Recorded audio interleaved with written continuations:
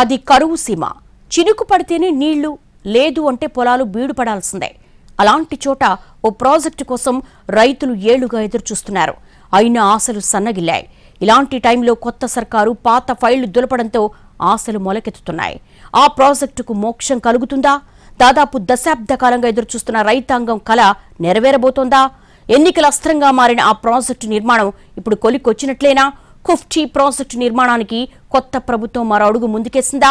ఇంతకీ ఆదిలాబాద్ జిల్లాలోని కుఫ్టీ ప్రాజెక్టు ఏంటి? ఎప్పుడు కట్టబోతున్నారు? బడ్జెట్లో నిధుల కేటాయింపుతో జరుగుతోందేంటి? చివరి ఆయకట్టుకు నీరందాలనేది లక్ష్యం. కడెం ప్రాజెక్టు ఆయకట్టు స్థిరీకరణకు బ్యాలెన్సింగ్ రిజర్వాయర్ ఏళ్లుగా రైతులు చేస్తున్న డిమాండ్. ఇదిగో ఇది ఆదిలాబాద్ జిల్లా నేరడిగొండ మండలం కుప్టీ గ్రామం. నేషనల్ హైవే 44కి సమీపంలోని గ్రామ శివార్లో ఉన్న గుట్టల మధ్యలో బ్యాలెన్సింగ్ రిజర్వాయర్ కట్టాలని గత ప్రభుత్వం నిర్ణయించింది. ఇటువైపు ఇచ్చోడ, అటువైపు నేరడిగొండ మండలాలు సరిహద్దును ఆనుకుని ఉంటుంది. డిపిఆర్ అంచనా వ్యయాలు పెంచడంతోనే ఇన్నాళ్లు సరిపోయింది. కాంగ్రెస్ అధికారంలోకి రావడం, ఆ వెంటనే బడ్జెట్లో ప్రాజెక్టుకు 234 కోట్లు కేటాయించింది. 22,267 ఎకరాల గ్యాప్ ఆయకట్టుకు నీరందించాలి అనేది టార్గెట్. 3 మెగావాట్ల విద్యుత్ ఉత్పత్తితో పాటు 5.30 టీఎంసీల నీరు నిల్వ చేసుకునే అవకాశం ఉంది. వీటితో పాటు బోధ్ నియోజకవర్గంలో పలు మండలాలకు తాగునీరు సైతం ఇవ్వనున్నట్లు ప్రభుత్వం ఇచ్చిన నివేదికల్లో పేర్కొన్నారు అధికారులు. ఆయకట్ట నిర్మాణం ఎక్కడ చేస్తారు? దానికయ్యే ఖర్చెంత? ఎన్ని గ్రామాలు నీట మునుగనున్నాయి?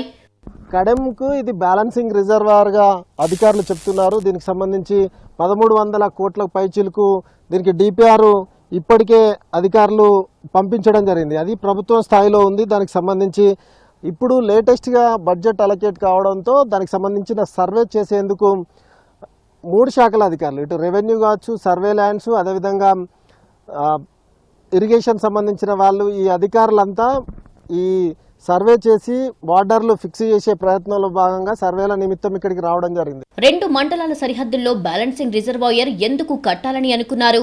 దాని అవసరం ఏంటి? ఎవరికి లాభం చేకూరనుంది? కడెం ఆయకట్టు స్థిరీకరణకు కుప్టీ ప్రాజెక్టుకున్న లింక్ ఏంటి? బచావత్ ఇచ్చిన అవార్డు ప్రకారం కడెం ప్రాజెక్టుకు 68,150 ఎకరాల ఆయకట్టుంది. 13.42 టీఎంసీల నీటిని వినియోగించుకోవచ్చని అంచనా. కానీ 7.20 టీఎంసీలకు మాత్రమే కడెం పరిమితమయ్యింది. ఆయకట్టుకు నీటి డిమాండ్ ప్రధానంగా అక్టోబర్ నుంచి డిసెంబర్ వరకు ఉంటుంది. ప్రతి పంటకాలం ముగిసే సమయానికి నీటి కొరత ఏర్పడుతుండగా రైతుల్లో ఆందోళన వ్యక్తమవుతుంది. కడెం ద్వారా కేవలం 42,883 ఎకరాలు మాత్రమే ఆయకట్టుకు సాగునీరు అందుతుంది. అంటే ఇంకా మిగతా 25,267 ఎకరాల ఆయకట్టుకు కడెం అందించలేకపోతోంది. కడెం వద్దనే ఎక్కువ సామర్థ్యంతో నీటిని నిల్వ చేసుకునే వీలు ఉంటుంది. ఎందుకంటే అక్కడ అటవీ సంపద ఎక్కువగా ఉండడంతో ప్రాజెక్టు సామర్థ్యం పెంచుకునే అవకాశం లేదు. అందుకే కడెం ప్రాజెక్టు ఎగువ ప్రాంతాన నీటిని నిల్వ చేసుకునే సౌలభ్యం ఉంది. అందుకే కుప్టీ గ్రామ సమీపంలో బజార్ హత్నూర్ నుంచి వచ్చే వరదతో పాటు నేరడిగొండ మండలం పొచ్చర జలపాతం వైపు నుంచి వచ్చే వరద కలిసే ప్రాంతంకు కాస్త దిగువన కడెం నదిపై ఆనకట్ట కట్టేందుకు ప్రతిపాదించారు. వాస్తవానికి 2015లో బీఆర్ఎస్ ప్రభుత్వం కుప్టీ కట్టాలని నిర్ణయం తీసుకుంది. ఆ తర్వాత ఏటా డిపిఆర్లో అంచనా వ్యయం పెంచుతూ వచ్చింది. 2020-21లో డిపిఆర్లో 846 కోట్ల 74 లక్షలు అంచనా వేసింది. 2021-22లో 900 కోట్లకు పెంచింది. ఆ తర్వాత 2022-23లో మరో 200 కోట్లు పెంచి 1100 కోట్లకు డిపిఆర్ తయారు చేసింది. 2023-24లో 1,323 కోట్లతో డీలైడ్ ప్రాజెక్టు రిపోర్టు ప్రభుత్వంకు అధికారులు అందజేశారు. నేరడిగొండ మండలంలోని 4 గ్రామాల పరిధిలో 2,520 ఎకరాల భూసేకరణ చేయాలని నిర్ణయించారు. ల్యాండ్ యాక్విజిషన్ కోసం 303 కోట్లు, అలాగే బాధిత కుటుంబాలకు 116 కోట్ల 67 లక్షలతో అంచనా వేసింది. 4 గ్రామాల్లో కుమారి, గాజులి గ్రామాలు పూర్తిగా ముంపుకు గురికానుండగా కుప్టీ, గాంధారి పాక్షికంగా నీట మునుగుతాయని రిపోర్ట్ ఇచ్చారు అధికారులు.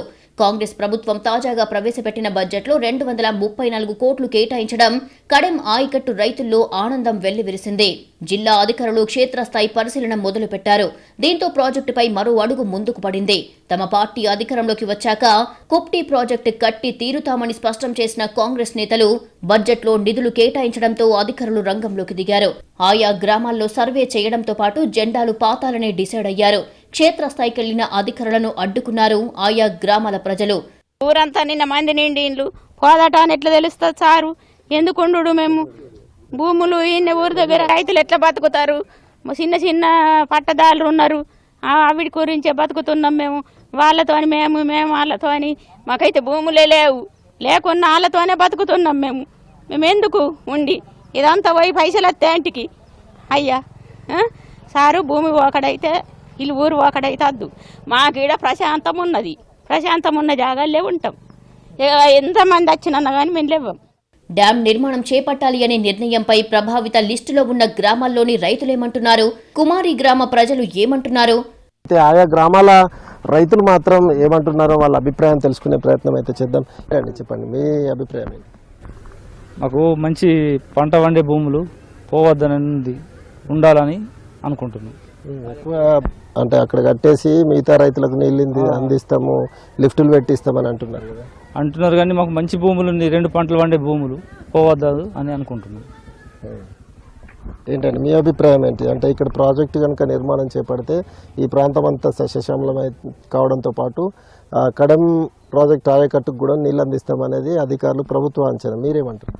సార్ నా పేరు కుమారి గ్రామం, నా పేరు శ్రీనివాస్, వీటి చైర్మన్, మండలం నేడగొండ, జిల్లా ఆదిలాబాద్.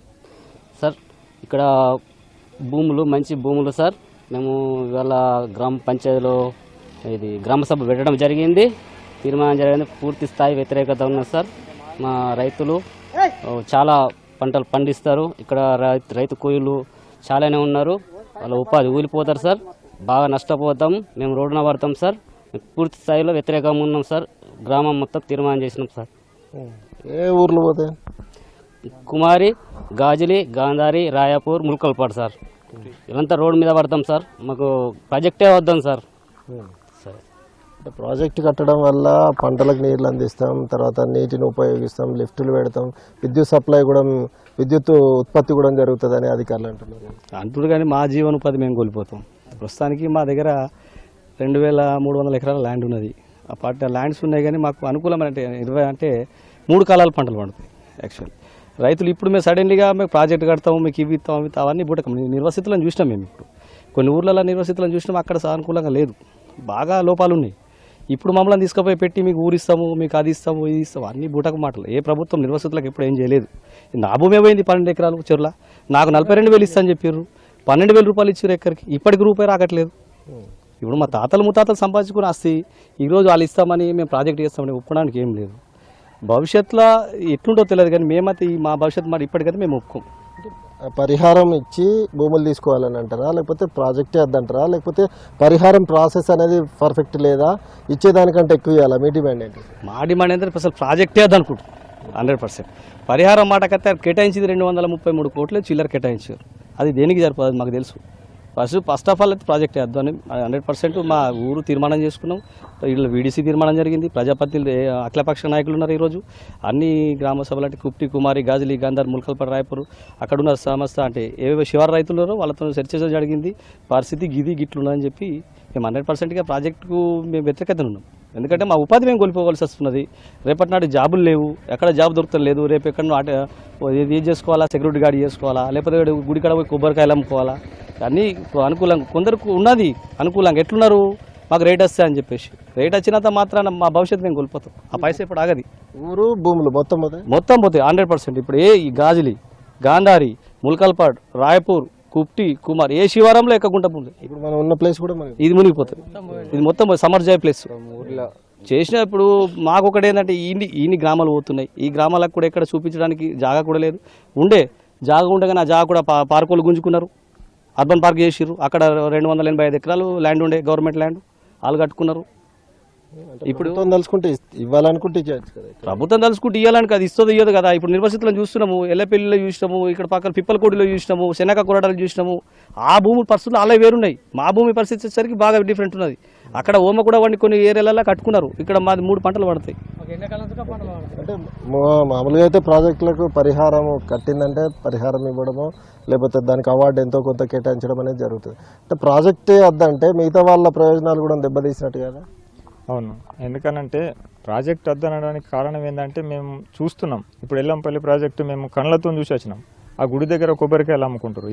ఎందుకు ఈ ఉద్యోగం అని అంటే మాది భూమి అంతా ఈ ల్యాండ్ ఇలా చెరలో పోయింది, ఆ పరిస్థితి మాకు ఇది వచ్చిందని చెప్తుంది. అందుకని మేము ఇక్కడ పంటలు పండించుకోవడానికి కానీ అన్నిటికీ అనుకూలంగా ఉన్న భూమి మళ్ళీ ఉండడానికి స్కూళ్ళు ఉన్నాయి, పిల్లలు చదువుకోవడానికి అన్ని సౌకర్యాలు ఉన్నాయి. కాబట్టి ఇప్పటి వరకు పిప్పలకోటిలో మాత్రం రాలేదు. మొన్ననే ఎమ్మెల్యే సాబ్ కూడా అసెంబ్లీ సాక్షిగా మాట్లాడాడు. దైగామ భూములకు కానీ, పిప్పలకోటి, చెనక కొరట కానీ వీటన్నిటికీ అసలు డబ్బులు రావట్లేదు, ఎందుకంటే బాధాకరంగా ఉందని చెప్పేసి. ఓ పక్క కుట్టి ప్రాజెక్ట్ కావాలని చెప్పి కూడా ఓ పక్కకు ఇట్లాంటి బాధలు ఉన్నాయి. కాబట్టి ఏ ముప్పు అయిన గ్రామాలకు ఎవరి నివాసితులు కూడా బాగుపడ్డది లేదు. కాబట్టి మేము కూడా వద్దనే నిర్ణయం చేసుకున్నాం, గ్రామ సభ పెట్టుకొని మేము నిర్ణయించుకున్నాం. పరిహారం సక్రమంగా ఇవ్వట్లేదు కాబట్టి వద్దంటారు. పరిహారం అని అంటే ఇప్పుడు మాకు ఫస్ట్ 800 కోట్లు అన్నారు, 1100 కోట్లు అన్నారు, 1300 కోట్లు అన్నారు. 1300 నుంచి ఇప్పుడు 234 కోట్లు తీసుకొచ్చి మేము డిపిఆర్ సర్వే చేయించినాం, మేము ఇప్పుడు కట్ట కోసం పెడతాము, చేను కోసం పెడతాము అని ఇట్లా తప్పుడు సమాచారం ఇచ్చి ప్రజలు మభ్య పెడుతున్నారు. అలాంటి సమాచారం ఇవ్వకుండా మేము 100% వ్యతిరేకతనే ఉన్నాం. ముందు సమాచారం ఇవ్వాలంటే పూర్తి స్థాయి సమాచారం అసలు ఇప్పటివరకు డిపిఆర్ సర్వే లేదు, మాకు సమాచారం ఇవ్వలేదు. ఇచ్చినా కూడా వ్యతిరేకంగానే ఉన్నాం. అంటే ఇప్పుడు నీకు బడ్జెట్ కేటాయింపులో ఆఫీసర్లు వస్తున్నారు, ఇరిగేషన్ డిపార్ట్మెంట్ డి వచ్చిండు, మీకు ఒక పక్క అంటే శాంక్షన్ కాలేదు, జీవోనే రాలేదని చెప్పిండు. మళ్ళీ ఒక పక్క ఏమంటున్నాడు 234 కోట్లు జమని మీరు అడ్డుపాటు ఆగదని చెప్తున్నాడు. అంటే ఇప్పుడే భయభ్రాంతులకు గురి చేస్తే తర్వాత మీరు మమ్మల్ని పోలీసులను పెట్టి వెళ్ళగొట్టడానికి కూడా ప్రయత్నిస్తారు. అందుకోసానికి మేము మొదటి నుంచే మేము ముగ్గు వేయక ముందే వ్యతిరేకిస్తున్నాం దీనికి. ఏమైనా సర్వేలు జరిగాయా? మీ ఊరు పోతుందని ఏమన్నా మార్కింగ్ అలాంటిది అట్లాంటిది ఏమైనా చేసిరా? అధికారులు వచ్చింది? ఇంతకుముందు అయింది సార్, ఇంతకుముందు డిపిఆర్ సర్వే అయింది ఆల్రెడీ.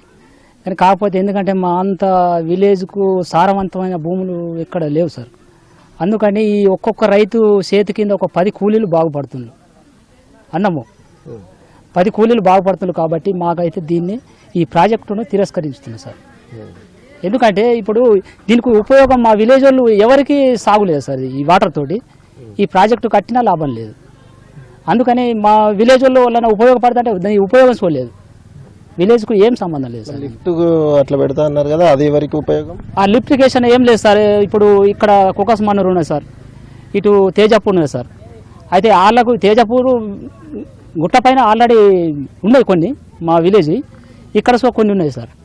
ఆ లిఫ్ట్ అంటే తక్కువ అన్నట్టు 12% వేరే విలేజ్లకు పోతాయి, 4% మాది లేదు సార్. మా విలేజ్కు ఏం ఉపయోగం లేదు సార్ ఈ ప్రాజెక్టు తోటి. 25,000 ఎకరాలు పోతే 1000 ఎకరాలకు నీళ్ళు అందిస్తామనేది ప్రభుత్వం అంచనా. ఎక్కడ సార్ అది? మా దగ్గరనే సార్ మొత్తము 2356 ఎకరాలు పోతుంది సార్. ఇళ్ళకెళ్ళి కుమారి శివారు 919, గాజులు 750, గాంధారి 480, ములకలపాడు 102, రాయపూర్ 105 సార్. ఇలా మొత్తం 2356 ఎకరాలు పోతుంది సార్. ఇసుంటి ఇంత భూమి పోయినప్పుడు సార్ ఎన్ని కూలీలు, ఎందరు బతుకుతులు, ఎందరు జీవనోపాధి కోల్పోతారు సార్.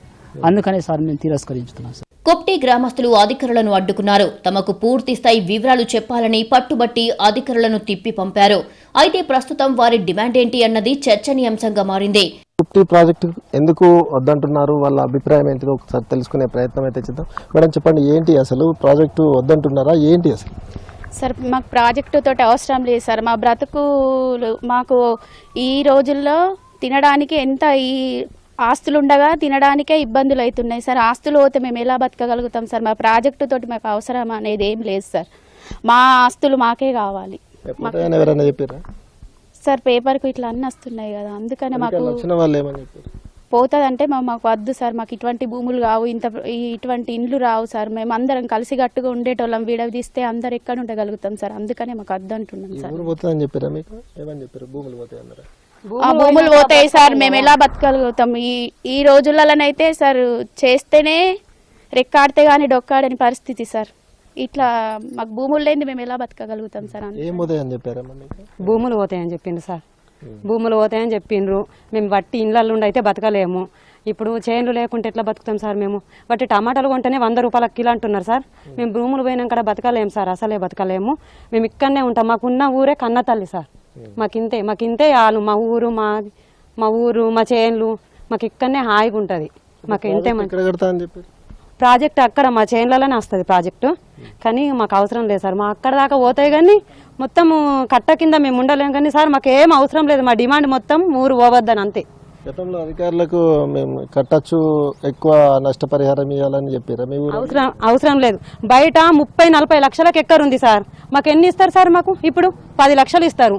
మాకు 10 లక్షలలో మేము బయట ఏమని బతుకుతాం సార్? ఇప్పుడు మా పిల్లలు ఇప్పుడు ఉన్నారు కానీ మా పిల్లలకు మేము మళ్ళీ ఫ్యూచర్లో మేమేమి ఇస్తాం? మాకు ఆ చేనులు ఉంటున్నా కానీ మాకు ఉపయోగపడుతుంది కదా.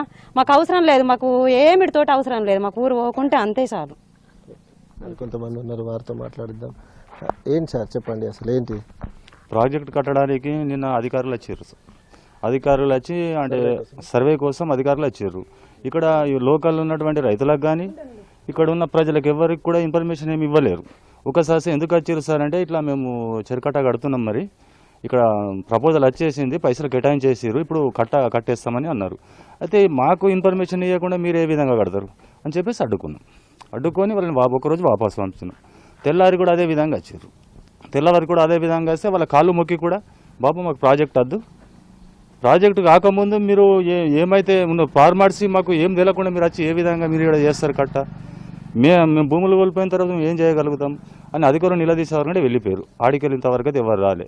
అంటే ఏంటి మీ డిమాండ్? ఏం చెప్పకుండా అంటే ఏం చెప్పాలంటున్నారు? మా డిమాండ్ ఏమున్నా సరే, మేము 50 సంవత్సరాలు నాకు ఇప్పుడు 30 సంవత్సరాల నుంచి వ్యవసాయం చేసి బతుకుతున్నా. నేను ఇప్పుడు ఏం చేయగలుగుతా? నాతోటి ఉన్న రైతులందరూ కూడా అదే విధంగా ఉన్నారు. హాయిగా బతకగలుగుతున్నాం కదా మేము. మాకు చేను ఉన్నది, ఇల్లు ఉన్నది, అంతా ఉన్నది. ఇలా చేను ఇల్లు అన్ని పోయిన తర్వాత బయటకు పోతే ఎక్కడ ఎన్ని పైసలు తింటారు, మాకు ఇల్లు దొరుకుతుందా? మేము బయట బతకలేం కదా సార్. మేము అంటే మా జీవితం మొత్తం ఇక్కడనే పోతున్నది కదా సార్. ఇప్పుడు 50 సంవత్సరాల సంది ఇక్కడనే బతికిన వాళ్ళం ఒక్కసారి విడిపోయి ఎక్కడనే పోమంటే మేము ఎందుకు వెళ్తాం? మళ్ళీ అది కాకుండా ఈ ప్రాజెక్ట్ ఏదైతే కడతాం అనుకుంటున్నారో, ఈ ప్రాజెక్టు వల్ల మా దగ్గర ఉన్న రైతులకు ఎవరికి కూడా ఒక్క వాటర్ చుక్క కూడా రాదు. ఎవరి కోసం మొత్తం మా ల్యాండ్స్ మొత్తం వెళ్ళిపోతున్నాయి కదా సార్. కుప్టీ ప్రాజెక్టులో ఏదైతే నిర్వసితులు ఉన్నారో ఎవరికి కూడా ఒక్కరికి కూడా ఒక్క భూమి కూడా ఉండదు.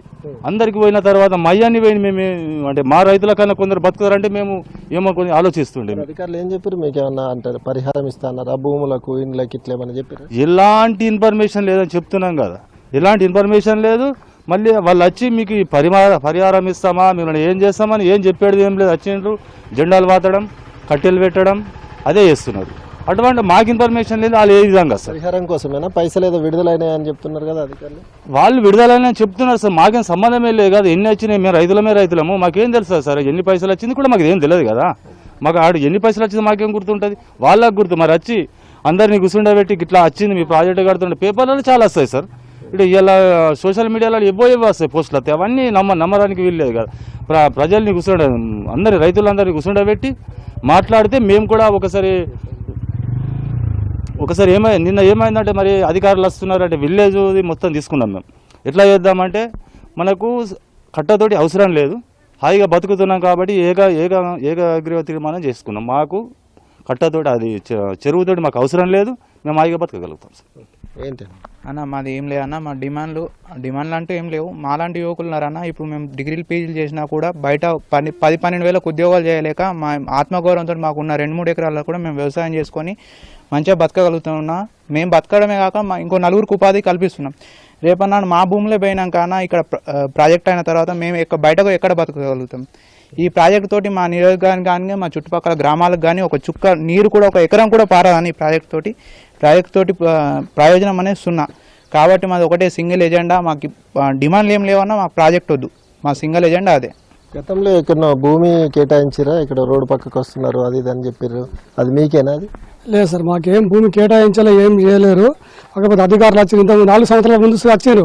ఆడియో సార్ వస్తే ఆ సార్కి ఏమని చెప్పినామంటే, సార్ మీరు మా చేనులో దిగాలనుకుంటే నోటీస్ ఇచ్చి దిగాలి అని చెప్పినాం. ఆ సార్ రిటర్న్ వెళ్ళిపోయాడు. అప్పటి నుంచి ఇప్పటికి 4 సంవత్సరాల నుంచి ఏం లేకుండే మొన్న 2 రోజుల నుంచి వస్తారు.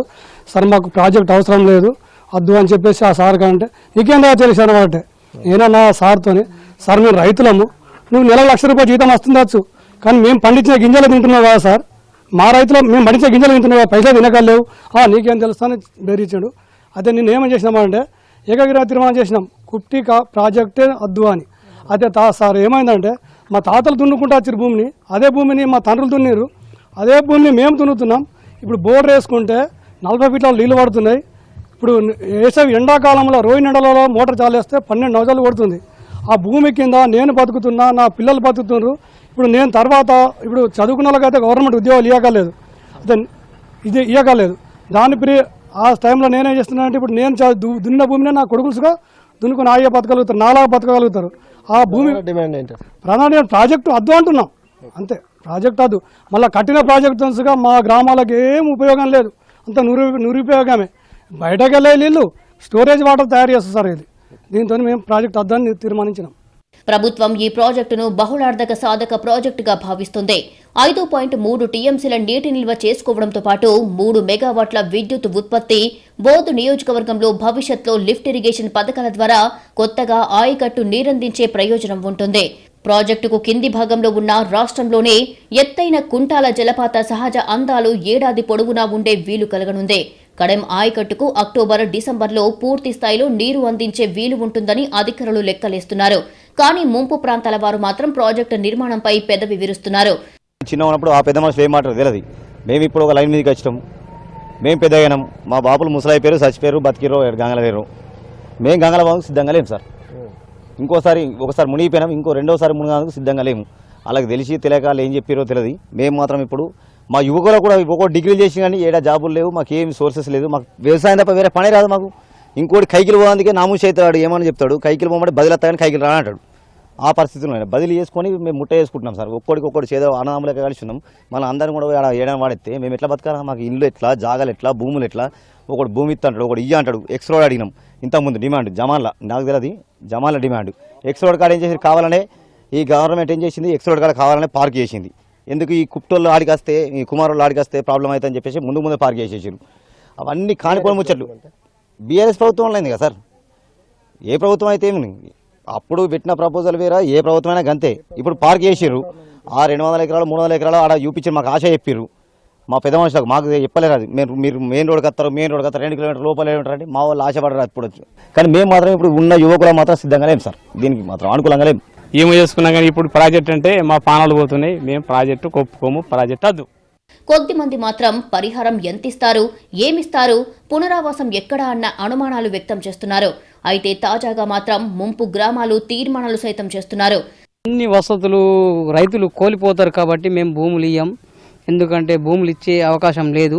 ఎందుకంటే మేము గ్రామ పంచాయతీల వీడీస్లా అందరం ఏకగ్రీవం చేసుకొని భూములు ఇయ్యమని చెప్పేసి మాట్లాడుతున్నాం. భూములన్నీ పోతాయి, మేము ఎట్లా బతకాలా? ఏండ్ల నుంచి ఉన్న భూములు ఉన్నాయి. ఇప్పుడు మా పిల్లల భవిష్యత్ ఏంటి, మేము భవిష్యత్ ఏంటి? పరిహారం అయితే ఏమద్దు, మా కుప్టి పోవద్దు, మా భూములు మాకే ఉండాలా, మేము ఇంతే ఉండాలా, మాకు ఊరు మాత్రం పోవడద్దు. మల్టీపర్పస్ ప్రాజెక్టు కాబట్టి అందరికీ ఉపయోగార్థంగా ఉంటుందనేది అధికారులు చెప్పుకొస్తున్నారు. ప్రస్తుతానికి క్షేత్రస్థాయిలో అధికారుల సర్వే స్థాయిలో ఉంది. అయితే ముంపుకు గురయ్యే నివాసాలు, ప్రాజెక్టులో పోయే భూముల హద్దులు ఎక్కడా, పరిహారం ఏ విధంగా చెల్లిస్తారు, దేనికి ఎంత అనే ప్రశ్నలు గతంలో స్థానికుల్లో ఉండేవి. ఈ ప్రాజెక్ట్ అయితే మా గ్రామంలో 1300 కుటుంబాలు రోడ్డున పడే పరిస్థితి ఉంది. ఎందుకంటే అందరం వ్యవసాయం మీద ఆధారపడి మా ఊరికి వేరే విలేజ్ నుంచి మక్కలు వేసేటప్పుడు, పత్తి వేసేటప్పుడు కలుపు తీయడానికి నిత్యం 200 నుంచి 300 మంది మేమే ఉపాధి కల్పిస్తాం. మీ ప్రాజెక్టు ముంపుకు గురై అయితే మేము ఇంకొక వాళ్ళ దగ్గర కైకిలు పోయి మేమే రోడ్డున పడే పరిస్థితి వస్తుంది.